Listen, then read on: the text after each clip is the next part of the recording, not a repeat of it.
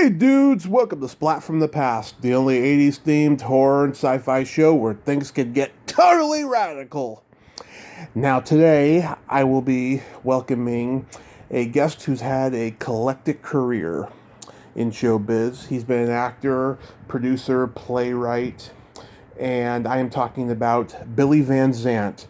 For those of you who know him as an actor, he was in Jaws 2, Star Trek the Motion Picture, which he says he never gets asked about, which is crazy, I think. And of course, the Timothy Hutton military drama Taps. And he's written and produced for such shows as Newhart, Anything But Love, Daddy Dearest, Nurses, Martin, Bless This House with Andrew Dice Clay. He's had just an amazing career. His brother, of course, is Stephen Van Zandt from Bruce Springsteen in the E Street Band. And he has a memoir out called Get in the Car, Jane, Adventures in TV Wasteland. And it's going to be great to have him on the show today. So, here is my interview with Billy Van Zandt.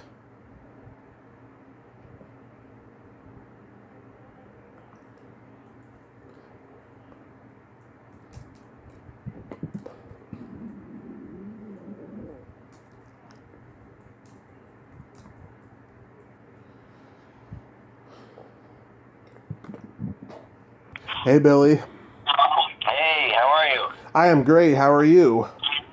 I'm okay. Well, welcome to the show. This is such a great honor. Thank you for taking the time today. Oh, happy to do it. Happy to do it. Awesome. So, the book is called Get in the Car, Jane, Adventures in TV Wasteland. What made you write this book? It started out as almost a letter to my kids. I'm 23, but I started this in pieces a long time ago because they didn't know what I did for a living in terms of producing TV shows. They only knew about my plays because they'd been in the theater and seen the whole process. So I started writing this for them so they kind of understood what Dad did at the studio. And then it took off and had a life of its own. And luckily for me, I kept journals on all the TV shows. I never kept a journal before or after, but only on the TV shows I did. And so each chapter, I was able to go back and reference them.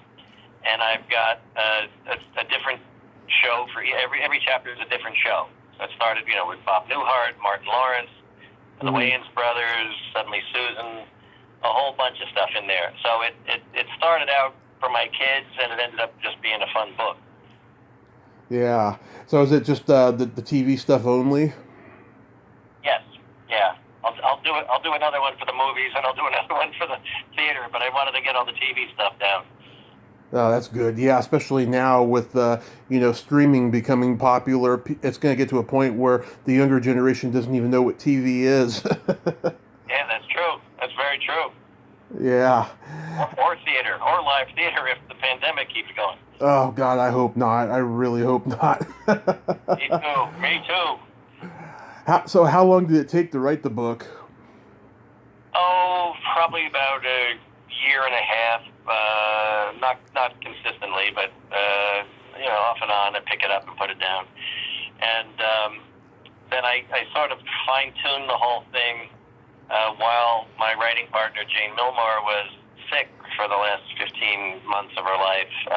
So I worked with her 1 or 2 days a week because we thought it was something that was going to pass. It was pancreatic cancer, and she survived it for 15 months. But we thought it was a wrong diagnosis because Jane was the healthiest thing in the world and no symptoms and all that. We worked together 2-3 days a week, and I'd spend the rest of the week writing the book or editing the book at that point. Wow. Yeah, that's sad what happened to your partner there. I feel so bad about that, Billy. Thank you. Absolutely. Yeah, it's very surreal. I'm not quite sure if I ever get over this, but here life goes on. Here we go. Yeah. No, that's cool though that you got this book out. So going back in time, I mean, you've been an actor, a playwright, producer, you've written for television, and of course, Your brother Steven is a great musician who began with Bruce Springsteen in the E Street Band. I take it that you always gravitated toward show business, like from early on, right? Yeah, it was probably from the time I was maybe 10 years old. I was always, I do the shows in the backyard for all the neighborhood kids, and I'd write little plays that the grammar school's class would put on, and then the junior high class, and I ran a little children's theater. We did Fractured Fairy Tales at a local theater every Saturday. So I was always doing something, and I got influenced mostly by Lucille Ball and I Love Lucy. I used to watch it probably 6-8 times a day because I live in New York City. It was on that often, and I started learning comedy from that show, learning timings from her, and learning how to structure a script by her writers. So that show influenced me greatly, and thank God, because it's been a fun career. Mm-hmm. Yeah, I'm a big I Love Lucy fan as well. So did you get involved in school plays and community theater and all that? Yeah, that's how I started. Started with the plays. The worst day of my father. I come from a very sports-minded family. My father, my grandfather, all my uncles, they were all, fantastic at everything they touched. And I broke my father's heart one day when he said, "You going to try for the baseball team?" And I said, "No, I'm going to be in the chorus of Oliver." So that didn't go over too well with him. But, that was my first thing. So I started doing the plays at school. While I was still in high school, I worked out of community theaters in the area. Mm-hmm. And then I got, thanks to the community theaters, I got an agent and a manager out of New York City who had seen me in some shows. And from there, I just kept working. I've been lucky enough where, or I'm almost ashamed to say this because it means I am incapable of doing anything else. I've never worked outside of show business. Mm-hmm. Well, that's not true. I cut lawns for Mrs. Heston down the street when I was a teenager. But other than that, I've always been very lucky in that there's always been something I could gravitate to in the theater. Yeah, there's nothing ashamed about that. I mean, it means you're lucky, I mean, a lot of people would like that. True. Yeah, a lot of people would like that life in show business. Yeah. It's been great. I don't feel like I've worked a day in my life. Nice. Did you have an inclination towards writing at all growing up as well? Yeah, I always wrote. I usually wrote just so I could be in charge of whatever I was doing with the neighborhood kids. I said, "Okay, you're going to come in here. You're going to say this." But I mostly got into writing seriously when I was out of high school. As an actor, my auditions were few and far between. So I started writing to give myself something to act in. I wrote myself a play called Love, Sex, and the IRS. I wrote it with Jane Milmore. And that was just to give us something to act in. And then the play took off, had a life of its own. It got us a publisher in New York. And they said they'd publish our next 2 plays as well. And we didn't realize we had to write 2 more plays, so we started writing plays. And now, at the present count, we've got 25 plays that have been published and produced all over the world. I know, that's astounding. Wow. And where did you meet Jane again? In high school. She was at a different high school in the same county in New Jersey, and we were in a theater competition at the Barn Theater in Rumson, New Jersey. She did a scene from Plaza Suite. I did a scene from, I think it was called Lovely Ladies, Kind Gentlemen. Mm-hmm. And the producer of that theater put Jane and me into a play together that summer, probably 2 months later. And we did Star Spangled Girl, Neil Simon's show. And then we started dating immediately and toured that around for 2 years, I think. And then I ended up getting Jaws 2 and went west. That's good that after you two stopped dating, you maintained that relationship for so long. That doesn't work out well with some people, It wasn't easy. Let me tell you, it wasn't easy. It was the equivalent of going through a very bloody, awful divorce. And then we slowly crept back together as friends, and then slowly got back together as best friends, and then became sort of soulmate friends. all without missing one single day of work in 46 years that we were together. That's amazing. That's like Barry Levinson and Valerie Curtin. Their relationship was not that good. They started writing together, and then they were married, and then that movie with Burt Reynolds and Goldie Hawn, Best Friends, is based on their relationship. Best Friends, absolutely. I actually ran into her at a party a couple of months ago before no one was allowed to go to parties. Yeah. And I told her how much that movie meant to Jade and me, because we were, I think we were still dating at that time, and we watched that thing and I was like, geez, this is about us, I think. Yeah, it's a funny coincidence. Yeah. So how does Jaws 2 come into your life? Jaws 2 was the very first movie audition I went on. I had been sent out by an agent and a manager on other things, theater auditions and I think at that time commercial auditions, that kind of thing. But the first movie audition I ever had was Jaws 2. And I was very lucky to be cast. I was very lucky to be cast in both versions of Jaws 2. Mm-hmm. The first version had John Hancock as the director and Dorothy Tristan as the writer. And I had a very cool little role in that. I played Robert Shaw's son. And about 4 weeks into rehearsal/filming, they sent everybody home, and John Hancock was replaced, and Dorothy Tristan was replaced, and I didn't know any of this until I got a phone call saying, come to Florida to start work again, and I got down to Florida, and there was a whole new cast of people, a new director, new writer, and for some reason, I never had to re-audition. They kept me on. I still don't know why, but I'm grateful they did.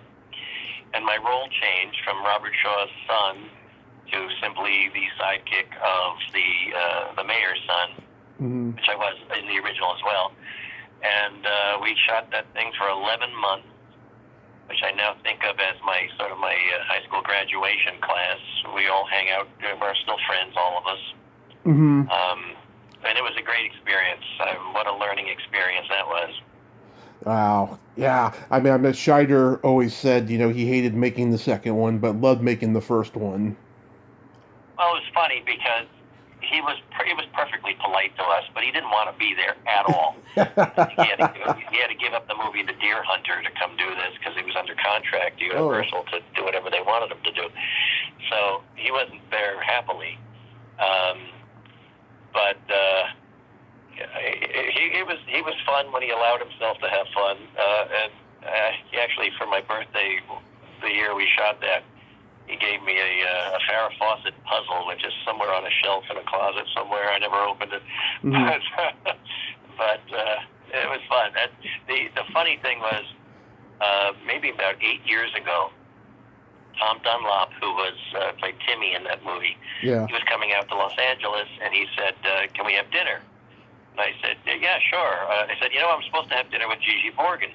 Let me call her and see, the three of us will have dinner. He said, great.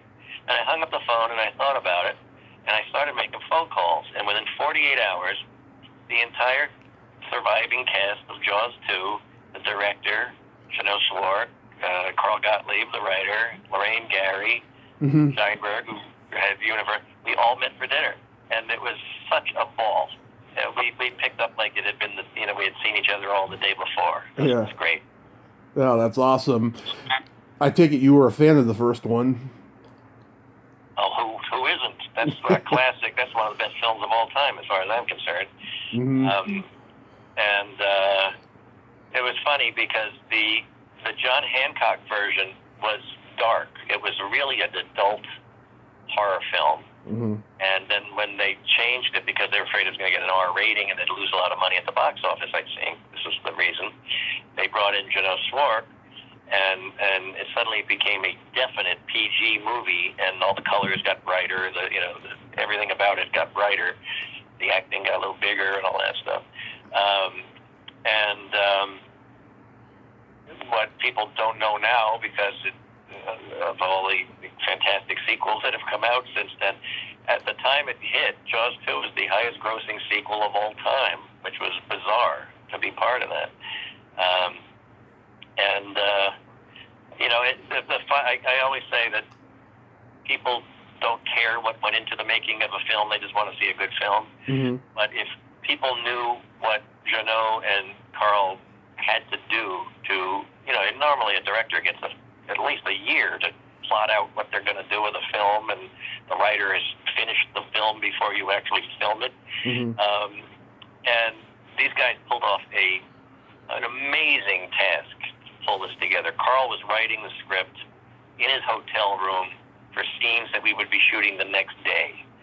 And I don't know how he pulled that off. At the time, I didn't appreciate it because I wasn't very much of a writer.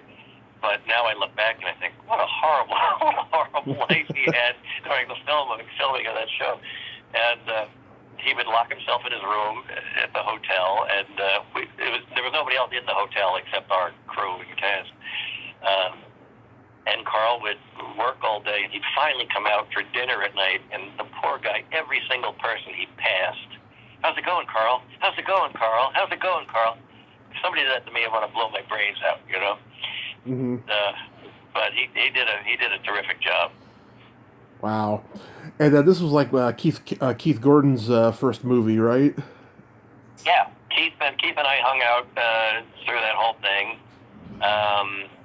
and we actually wrote half a screenplay while we were there together, which I found in a box somewhere when I was moving stuff. And I called him up and I said, I don't understand the plot. I remember it was called Murder in My Sanitarium. And it was a very weird, dark comedy. It took place in a mental institution and all this stuff. And it was so intricately plotted. Both of us said this. And then we looked at it and we can't figure out what we were trying to write, who was the murderer. None of it made any sense to us. But at the time, we thought this was the greatest thing in the world. I remember his hilarious line, "She's got tits like a sparrow." Oh, that's David Elliott. David Elliott. That scene on the oh, okay. That's all right. And the scene in the harbor there, I was very lucky there. I got to write a scene for Keith Gordon and Tom Dunlop, and the scene with David and me. He came up with that sparrow joke, but all the rest of it, I got the script myself because we were all sort of, winging it. I think that was one of the first things we shot. Okay. And how's Donna Wilkes to work with? Fantastic. I see her for dinner every once in a while. She's doing great, and she was really a lot of fun. Everybody on the show was fun. The weird thing that happened, I don't know if people know this, Gary Dubin, who played Eddie, gets eaten. There was a rule. Does everybody swim? Yes, everybody swims, right? So when we got to Florida, I think this was in Florida. It might have been in Martha's Vineyard, but when we got to Florida, they made us all tread water out in the Gulf of Mexico, and to make sure we could swim. So we all came out into the water, and what they didn't realize was that a lot of us could touch the bottom. So we pretended we were treading water when we were just standing there, really. And poor Gary Dubin couldn't swim at all. So when it came time to do his big death scene, the look of fear on his face that you see is not him acting about the shark killing him. It's the fact that he's afraid he's going to drown during the entire bit. Yeah. How about Ann Dusenberry? Great friend of mine. She actually, everybody was in love with Ann on the shoot. Absolutely everybody. And, understandably. And we stayed good friends afterwards. Actually, when I first moved back out to Los Angeles, I lived with her for a little bit. She's just fantastic. And she was cast as Lucille Ball's daughter in her final TV series. And Anne knew my obsession with Lucy and I Love Lucy, so she called me. She said, I just called my mother, and I knew you had to be the second call. So she called me, told me that she got cast to be with Lucy, and I flew out and got to watch Lucy rehearse with Anne, and got to meet her, and finally got to do a little bit part on the show. and finally got invited by Lucy to come to her house and watch the show with Gail Gordon and John Ritter and all these people. Oh, yeah. And, you know, I loved Ann before, but I loved her even more after that, let me tell you. That's so great. Yeah, I'm hoping to get her on the show, and her husband Brad, the great film composer. Brilliant guy. Really brilliant guy. Yeah, he's very talented.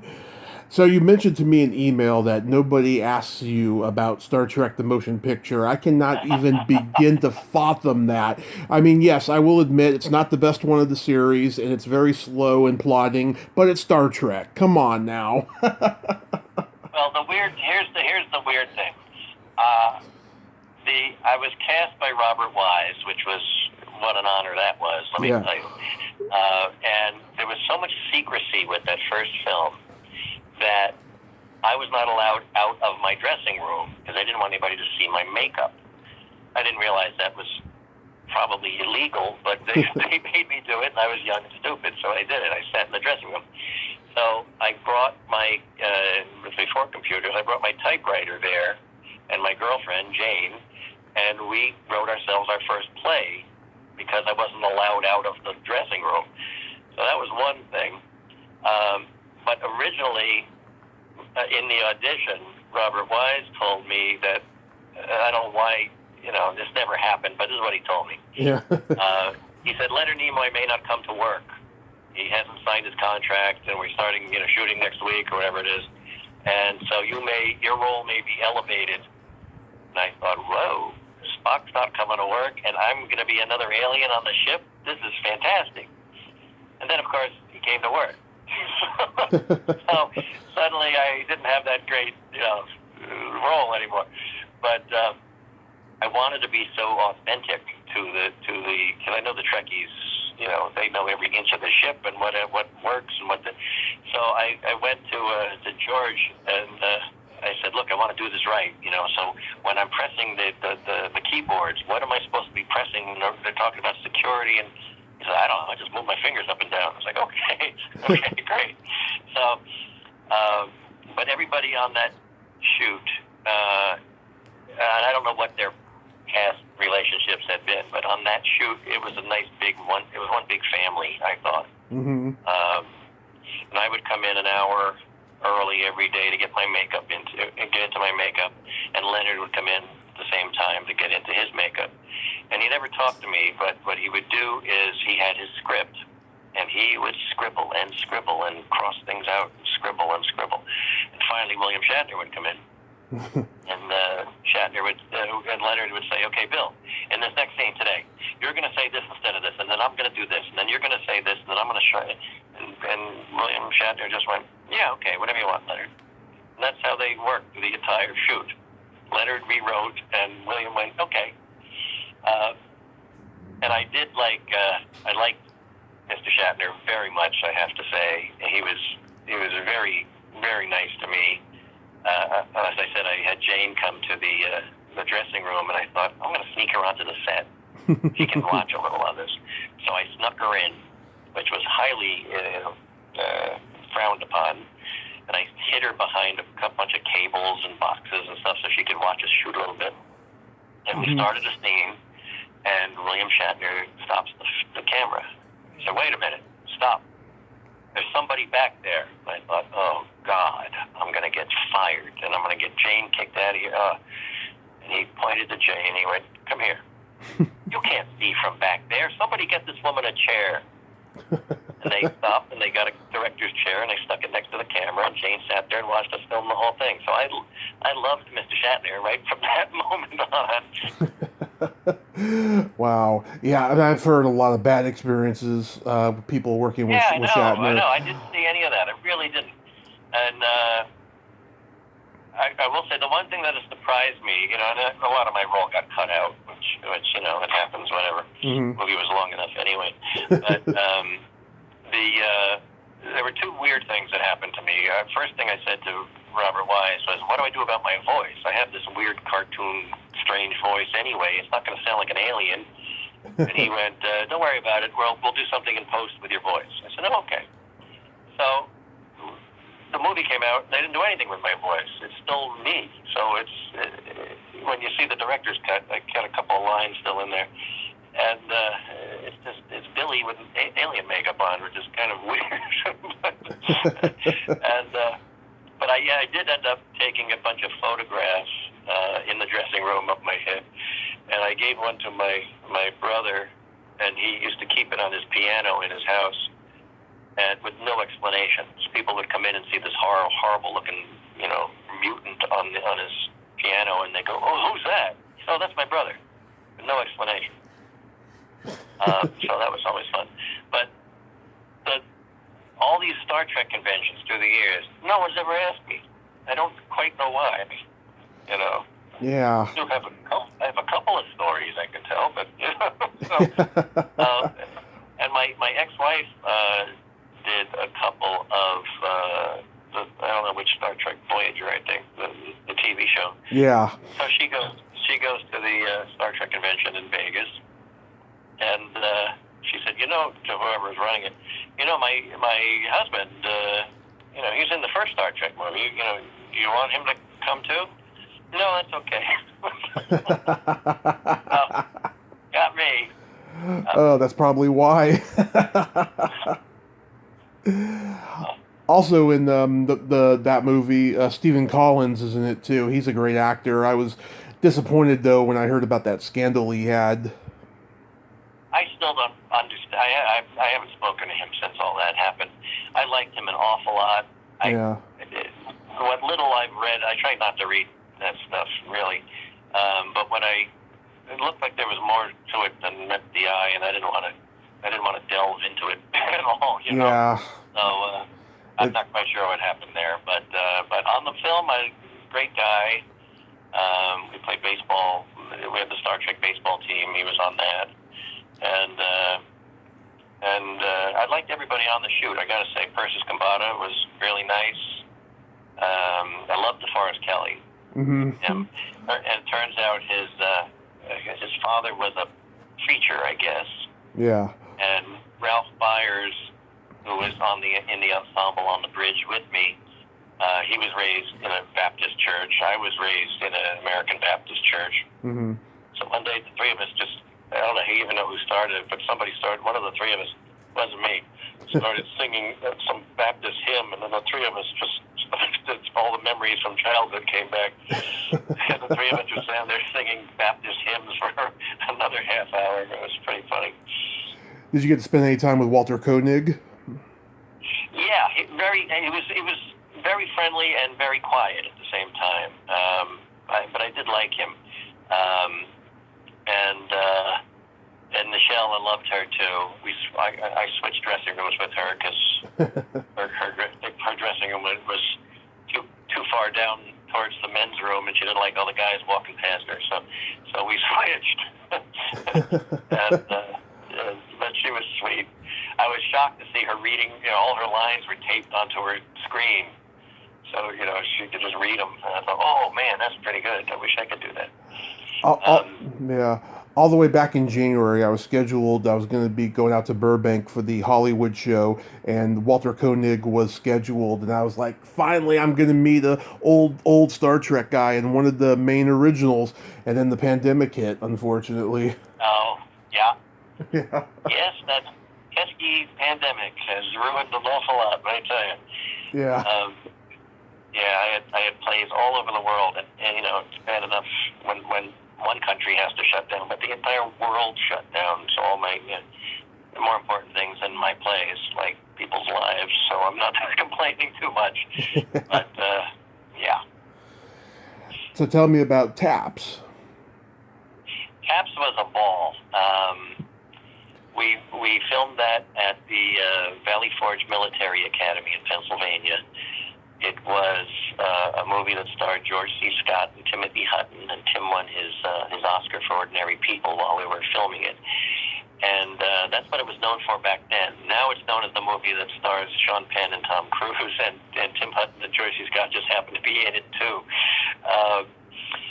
It was really interesting because we spent the first 4 weeks rehearsing, and learning rifle drills, and I had to learn all the stuff with the radio because I played Bug, the radio guy.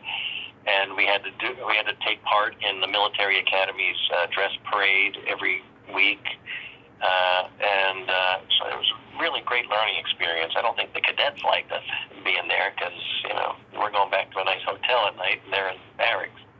But the interesting part of the rehearsal process was this very good actor, Don Kimmel, originally had Tom Cruise's role. And Tom had this very small role as his sidekick. And the more they rehearsed, there was something just off about Don and something off about Tom in their roles. So they swapped them. And suddenly Tom went from having a very small role to having the, whatever it was, fifth lead of the film. And it was quite something to watch because he stepped up to the plate and then some. The final scene where he's going crazy with the gun, I was tucked up into the rafters so I could watch him film it. And I knew right as they were shooting that thing that Tom Cruise is going to be a name you hear, in the future. He was fantastic. The funny part for me on that was Sean Penn was very method. He stayed in character, and he wanted everybody around him to be in character. He wanted all the actors to meet him in his hotel room and do improvs in character, which I said no thank you to. And I said to him, I mostly do comedy, so you want to do stuff my way, and then I'll do stuff your way? He went, no. I said, okay. I said, I'm not coming. So he went out of his way to antagonize Tom Cruise in scenes that Sean wasn't even in.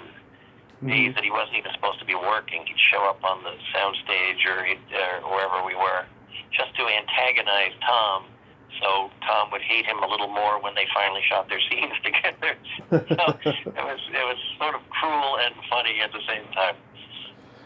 Now, I listened to one of the previous interviews you did. You mentioned that one time you, Sean Penn, and Tom Cruise found out where Lucy lived. Yeah. Yeah, this was so bizarre because I almost forgot about this. And I was watching Jimmy Kimmel one night when President Obama was on, and the second guest was Sean Penn. Yeah. And they asked him about it, and he's told the whole story, and I was like, oh my God, I forgot we did that. I always used to drive, now we call it stalking, but back then it was and hoping to meet somebody he idolized. Yeah. I knew where she lived. It was a great block in Beverly Hills where every house was a major, old timer celebrity movie star. And I had it in my head that if I drove by her house enough times, she would eventually come out the front door and I could meet her. Yeah. A little bizarre. But that's what I did. So anytime somebody came to town, I would take them to the one block in Beverly Hills where I knew celebrities lived. And I would say, that's Jimmy Stewart's house, that's Jack Benny's house, and all that stuff. So at one point, Sean used to go with me a couple times because he thought that I was psychotic wanting to do this, and he thought it was amusing. He would come with me. And then Tom came into town, and we picked him up at the airport and went straight to Lucy's house. And Tom didn't know what the hell we were doing, and Sean thought it was the funniest thing in the world. So at one point, if Lucy looked out her window, she would have seen Tom Cruise, Sean Penn, and me sitting at the curb waiting for her to walk out of her house. I think I told that to Lucy's daughter once, and I think she unfriended me on Facebook. Oh, that's no good. Wow. So did it get to a point where you hated auditioning, and then that's how you transitioned into writing for TV? No, actually, our plays had taken off to such a degree that we were invited out to California to write for Bob Newhart. And I called my agent at the time and said, Maggie, I'm not sure if I should take this job because it'd take me out of the acting, my acting career for a full year to be on the writing staff. And she never called me back, which told me I didn't have much of an acting career to worry about. So I took the job, and then one job led to the other job. And to give you some idea, I had auditioned as an actor on the Bob Newhart show 2 weeks before Jane and I were interviewed as writers. And they made me park off the lot because I was just an actor and they weren't going to give me a parking space, and I had to walk through, the whole studio lot to get to the audition, and it's 100 degrees out. I'm dying from the heat, and I asked the secretary, was there can I have something to drink? And she said no, but you can go to the men's room and stick your head under the faucet. Yeah. Okay.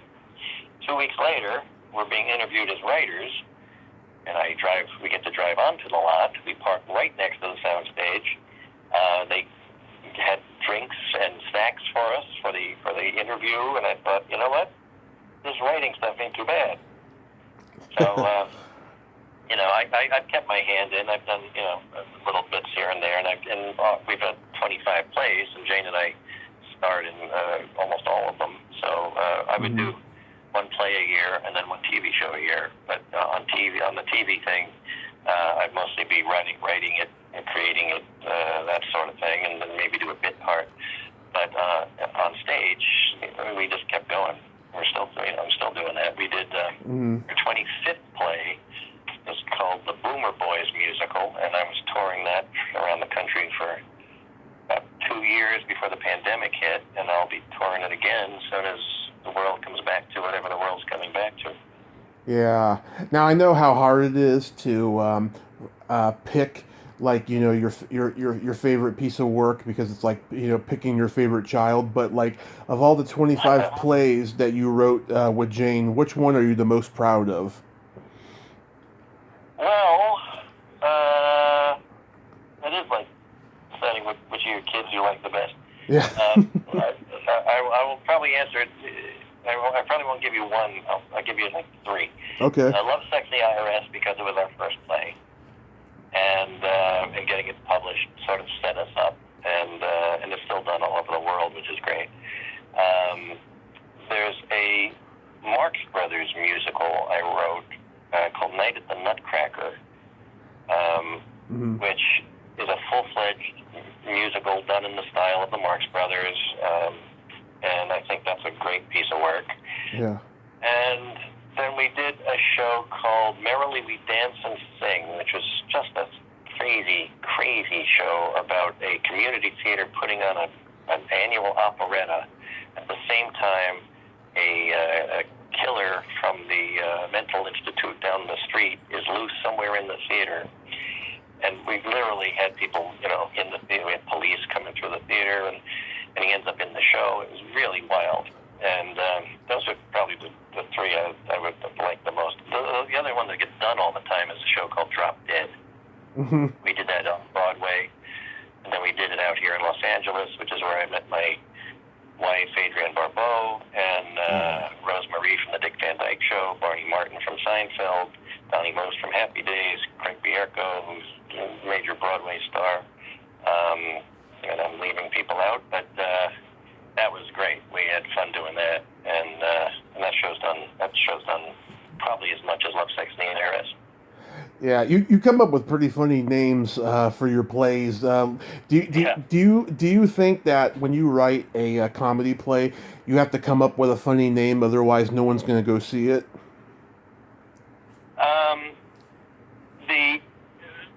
When we first started,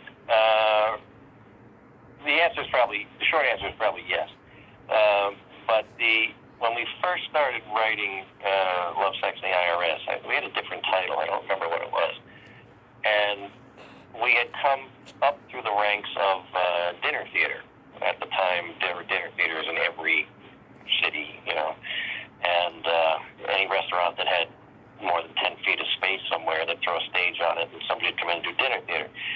And the shows that always sold out were these sort of naughty title shows, and anything that had sort of sex in it, people would rush to see it. They were dirty shows. They were just, like British sex comedy kind of things.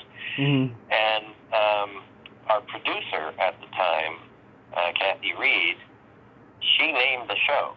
She said, you got to have sex in the title. If we're going to sell out, you want sex in the title. So we came up with Love, Sex, and the IRS. and it sold out, and we got extended probably 5 weeks. And but it's true. The title gets you in the door. Dramas. Very seldom do you hear the title of a drama and get what the show is. But in a comedy, you sort of sum it up in the title somewhere, Yeah. And yeah. Wow. Now, as far as TV goes, I mean, you've written and produced some great shows. You worked with Richard Lewis on Anything But Love and Daddy Dearest. I'm a huge fan of Daddy Dearest, by the way. Oh, are you? Oh, that's great to hear. Yeah, okay. Yeah. I watched it when it was on. That short season. I wanted it to go on forever. I thought it was hilarious. Thank you. So did we. It was, unfortunately, I mean, and the ratings on the show were great. They really were great. Yeah. But the critics hated us. Because I think when we debuted was right at the beginning of the height of political correctness, and Don Rickles' entire act is politically incorrect. So the network tried to get us to soften him, and I was like, no, if we're going to do Don Rickles, we're going to do Don Rickles, Yeah. And so we, our philosophy has always been, if you're going to go down in a plane, make sure it's your own plane, And so we did the show we wanted to do, and it was, I remember Barney Martin, who played Jerry Seinfeld's father on Seinfeld. Yeah. He was Don Rickles' best friend on our show. Mm-hmm. And I got such a kick because he said every week, he would go back and forth between the two shows. And he said the cast of Seinfeld and Larry David just love this show. They all talk about it every week. And I was like, wow, that's pretty cool. That is pretty cool. Yeah. I love that one show you guys did in Vegas, and Sinatra makes a cameo at the end. That is the last sitcom Mr. Sinatra ever did, which was quite an honor, let me tell you. I do a funny story about that in the book, which I don't want to give away, but yeah, it was pretty mind blowing, I gotta say. The sad part was Richard Lewis had a whole list of photos he wanted taken with Mr. Sinatra. Mm-hmm. He wanted them both in the pose of "Come Fly With Me" with the jacket over the shoulder. He wanted them both, doing Richard's the Scream pose, the famous painting. Yeah. And the only shot we got of Richard and Sinatra and Don, or as Don was walking, as Sinatra was walking to his car. That's pretty much all he gave us. So Richard never quite got that one. Oh man. Yeah, I saw him in 2015. Yeah, he was playing at the San Francisco Punchline, and God, he was just hilarious. He was talking about Abraham Lincoln. He's like, I'd like to ask Lincoln what his favorite Beatles album is. He'd probably say Revolver. Oh, Richard's fun. Richard's so funny. And we worked with him on Anything But Love first, and then he actually asked us to do the Don Rickles show. He had a deal for Don to play his father at Fox, and he asked us to write it. Thank God. One of the best jobs I ever had. And Renee Taylor as the mother was phenomenal. Yeah, she's great. And one of the things I like doing, I haven't. Nobody told me I couldn't, so I do. Anybody I grew up watching that I was a fan of, I bring them out of retirement, stick them on my shows. I like to see these people. They're talented for a reason, Oh, yeah. And so on Daddy Dearest, the most obscure one that I was able to do and pull off, which I loved, was I got Huntz Hall out of retirement, the Bowery Boys. Oh. And he played a pretzel vendor in one episode. And the funny part for me was the network, after the table reading, came up to me and said, "You got to fire that guy." They didn't know who he was, Mm-hmm. Because they're all 20 years old. And I said, "What do you mean you got to fire the guy? He's Huntz Hall. He's never going to be able to learn this." I said, "Just trust me on this, would you please?" And they did. By the end of the week, they offered him a couple of pilots. Yeah. He was great. I've brought a lot of people out of retirement too, doing this podcast. People who were on a long break from the industry and stuff, and they told me Yeah, that I boosted their confidence to get back into it. I feel so flattered by that. Um, that's great. oh yeah, in fact, a close friend of mine worked with you on Nurses, Stephanie Hodge. She was fantastic. I got to tell you, she wow, that was. I have to be very delicate how I say this. I really liked her. I hated working on that show. I quit that show. Yeah, I did not. I did not like the. How am I going to put this? I did not care for the way the show was run. Let's just put it that way. yeah, But she was funny. She was great. The problem is it was a different show than the show we were all hired to do. It was supposed to be very broad, like night court in a hospital, a really broad hospital show. yeah. Suddenly it became, the good nursing moments in every episode. And I tell a story about Dorothy Lamour, Bob Bing Crosby. The Dorothy road Lamour. movies. Yeah, She came to audition. She came for a meeting, and it turned into an audition, which was horrible. And that just tells you all you need to know about how that place was run. There was no respect for anybody. yeah. But Stephanie was hilariously funny, and I liked her stand-up. And I just saw her on Perry Mason. Perry Mason, yeah. Yes. She was quite great. Oh, that's nice to hear. Yeah, she came back on the show for the fifth time this past Saturday, and she mentioned the Perry Mason stuff because she had mentioned it before, and she said, yeah, she's like, she hopes she gets to be on there more. Yeah, she was really good. She was really good, and she had a really funny her stand-up. I remember saying it at the time. Her stand-up was fantastic, or is fantastic. Yeah. Her Showtime special is on YouTube, and it still holds up. I tell her that, and she still can remember her routines verbatim. We went to dinner last year. I was in L.A., and she was like quoting, stuff that she said on that special, just pitch perfect. It was funny because they said, the show's going to star Stephanie Hodge, and it's like, I'm sorry, I don't know who that is. At the time, I didn't. Yeah. And they said, oh, she's very famous for talking dirty and fast speed. It's like, what? So that's how there's much more to her than that, but that was how I was introduced about her. But we lasted maybe half the season on that show, and I quit. That's where Get in the Car, Jane. That's where the title of my book comes from, because I couldn't take it anymore. We had a large, great, talented cast of writers on that show, and every week somebody else would get fired for no reason at all, except the people running the show didn't know what they were doing, and they had to blame somebody, so they blamed some writer and send him home. All of which went on to run, Home Improvement, Roseanne, they're talented people. Well, once a week, somebody gets fired, and it got down to Jane and me, Bruce Ferber, and the woman running the show. And I couldn't take anymore. And after one table reading, she rewrote the script, and it didn't work very well at the table. I'm being polite.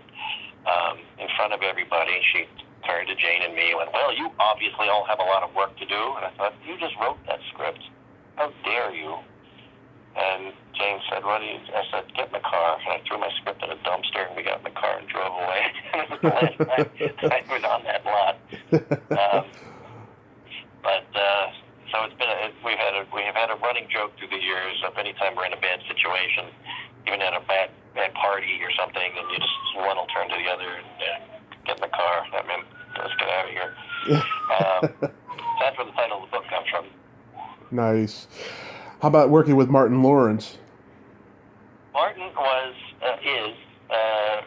one of the most talented people I've ever worked with.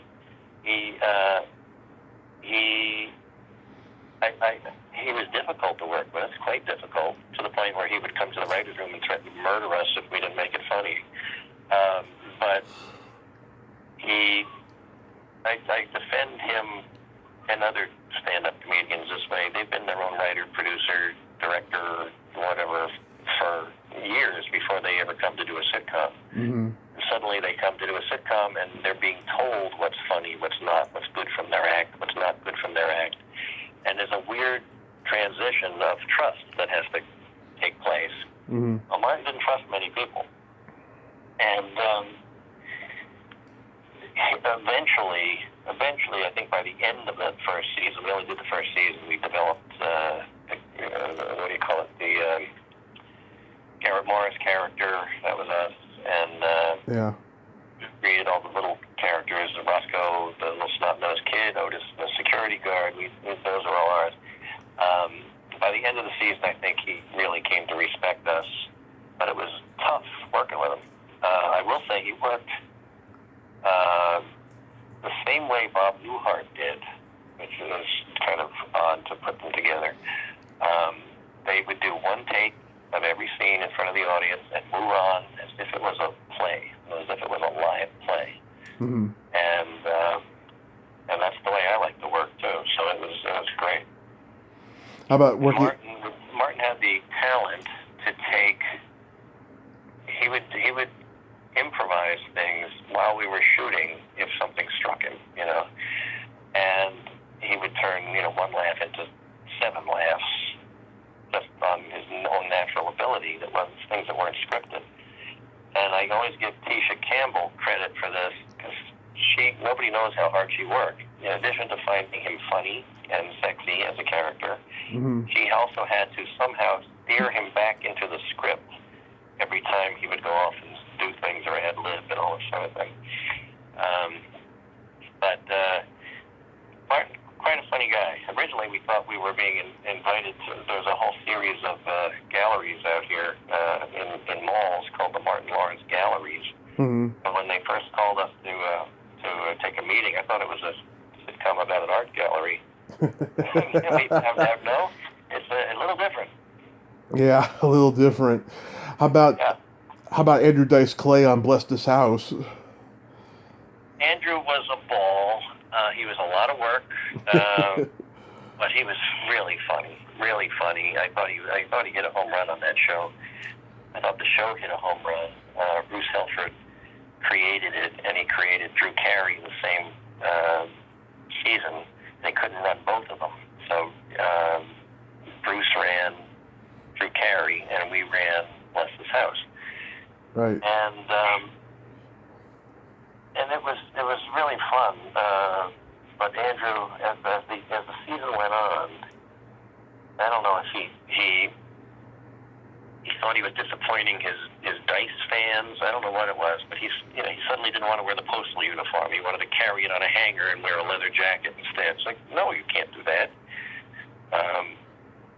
And I do tell the story every Thursday, which is when the script should have been memorized because we have the camera blocking day. He would always have a problem on the set, and it would stall everything, and we'd be sent down to the set to say, what's the problem? And Andrew's doing this, Andrew's doing that. And then we had Elaine Stritch on the show, and she was difficult to say the least, but I really loved the fact that we had her and how good she was. But I noticed that same week, Andrew's showing up on time. He knows all his lines. He's sitting lightly on the stage. And I went up to him. I said, what's the deal? Every Thursday, you've got a problem. You don't know your lines. You show up late. Today, this week, you know everything. You're professional. You show up on time. I said, what's the difference? And he pointed to Elaine Stritch and went, there's only room for one. Oh man, yeah. I read his book. He actually had a sitcom deal with ABC, like right when he hit, and it fell through. And he said he was glad it fell through because he thought he would disappoint his Dice fans then, But then when this came about, he was, he wanted to try updating his image a little bit and maybe go for, a mass appeal, because political correctness had, pretty much tarnished that character. Well, what happened was we had done a show for Ralph Macchio, never got on the air. Mm-hmm. And Andrew, whose career frankly was nowhere at that point. Yeah. He dropped Dice out of his name, and he was billed as Andrew Clay on this show. And he played Ralph Macchio's cousin, and he only had maybe one scene a week. But he hit such a home run, every word out of his mouth, that the Ralph Macchio show ended up getting, thrown away, and Bless His House came in the next year. Mm-hmm. And so that's what, but rather than I always feel like he shot himself in the foot somehow, because the show was quite successful. The ratings were fantastic. I thought that the stories we did were great. The actors were all terrific, and he did. I still don't know what happened. I've heard various things that he took a meeting with Les Moonves of CBS and insisted he had to play the Dice character, and Les said, "Well, then do it somewhere else. You're fired." I'm not sure if that happened or not. Yeah. But, all I know is that none of us knew the show was getting canceled. We were in the middle of a note session with the person who represented CBS when somebody else from CBS called and canceled the show out of the blue. Yeah. I remember. The funny thing for me was, he did that. What was that show? I don't remember the name of it. He had a Showtime show a couple of years ago. Oh, Dice. Yeah. Right. And in the middle of it, one episode, completely gratuitously, somebody says something about, we all make mistakes. And he went, yeah, I know, I did. I played a postal guy in a sitcom once. I thought, wait a minute, we had a perfectly good show. You don't have to crap on that, Yeah, 2 years after Blessed His House, he did another sitcom for UPN called Hits, where he played a record producer, and that show was awful, I remember. Yeah, actually, I knew a couple people that worked on it, and they had stories too. Yeah. But I really like the guy. I really, really like the guy, and I'm sorry it didn't work out, because the show should have. The sad thing for me, and give credit to the other people who did their own show, but Bless His House got canceled, and a year or two later, King of Queens comes on, and suddenly it's like, whoa, it's almost the exact same show, except they don't have kids. And that could have been Andrew for 10 years, or whatever that was on, It could have been. Anyway. It worked out. So you mentioned before, being you were married to Adrienne Barbeau. I remember seeing on the news when she had your twins, and I admired the fact that she had them so later in life, because that's very risky to do. It was. She was 51 when she gave birth. Wow. And all the radio shows across the country talked about how irresponsible she was for doing it. Oh, God. It pissed me off. Yeah. And the same week, I believe, Anthony Quinn at age 86 had kids, and all the same radio stations were praising him for, he still got it. It's like, wait a minute. Yeah. 13 kids he had. Yeah. It's funny because Adrienne, she I think she had one aspirin. That was the extent of her birth medication. Yeah. She was fantastic. I did get to meet her last year at Son of Monsterpalooza in Burbank, and it was a wonderful experience. Oh, yeah. She's a great lady. Yeah. Yes, she is. Well, we're still friendly, and she's the mother of my kids, Yeah. How are the boys? Are they healthy and everything? They're great. William is, they're both 23 now. William is a record producer, writer, and he just got his first gold record last year. Nice. He produced his second album. He did the first two albums for this guy, Stephen Moses, nice kid. Mm-hmm. And he did one for a guy I never heard of called P. Grizzly. Okay. And then the one that went gold was for a guy named Melly. And I said, I don't know who that is. And he said, oh, yes, we do that. I said, no, I don't. He said, well, he's been in the news lately. I said, really? What did he do? He said, he's arrested for killing a guy in Florida. I said, what? And if you knew my son, he's a straight-laced kid is just like, what? And he said, yeah, it's been on the news, you know, and but you know, I got a gold record. I said, well, maybe you'll kill somebody else and get a platinum record. So, but he's doing great. And Walker, my other son, is a streetwear designer. He's doing great. And my stepson, Cody Carpenter, Adrian was married to John Carpenter. Right. He's a rather accomplished composer and musician as well, and he's now composing all the Halloween scores with his father. So he's doing great. Yeah, it's ironic how they all got into music, and your brother's the musician. You're just the writer, the guy, Yeah. acting and writing guy. Yeah. So, Oh, go ahead. we keep busy in our family. Yeah. Did your brother Steven go to school with Bruce, by the way? No, Bruce was in Freehold, which was I don't know, 10 miles away. Yeah. Stephen went to Middletown High School. Yeah, because What they had back then, which I don't know why no people haven't resurrected this, in Monmouth County, New Jersey, in Ocean County, New Jersey, back then, they had these teen nightclubs, basically.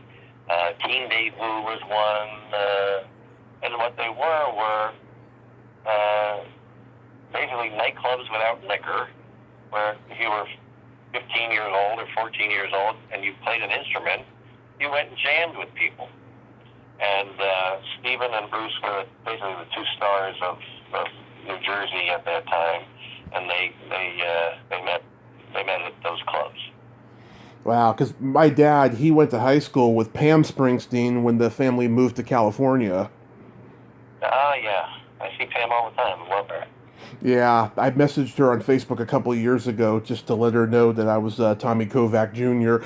And she was like, oh, I'll tell your dad I said hi. He was the nicest guy I ever knew when I was living in the Bay Area. Oh, that's great.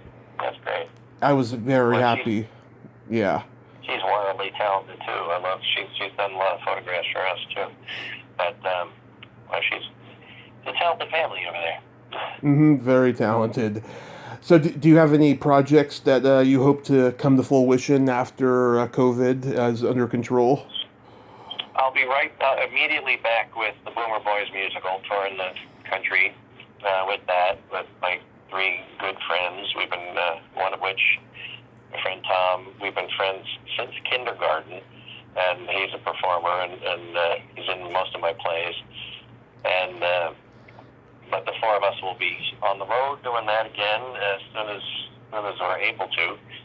And I do have a lot of half-written projects that Jane and I were working on while she was sick, and I will eventually get those finished because I want those to keep going, you know. Mm-hmm. But yeah, but I've been selling my book basically, and fine-tuning the Boomer Boys musical for when we go back on the road. That's awesome. And the book has been out. It's been out for a few months now. 2 months. I was very lucky it went to number one on Amazon for a minute and a half, which I'll take. That was pretty cool. And Barnes & Noble sells it too. And they're selling autographed hardcover copy. The only hardcover you can get is off our website, VanZandtMomore.com. Mm-hmm. Well, Billy, I thank you so much for coming on. I hope the book is a big success for you. I'm going to get a copy eventually. And I hope you have happy holidays and stay safe and God bless. You too. You too. Stay safe. It was really nice talking to you. Thank you so much, sir. I appreciate it. Okay. All right. Take care. Take care. Bye-bye. Bye. Well, there you have it. Billy Van Zandt. Ain't he a cool dude? Nice guy, great stories, very talented family, eclectic show business career. He is amazing. Well, until next time, this is Tommy Throwback Kovac saying there's no shame in living in the past because the present sucks. Later, dudes.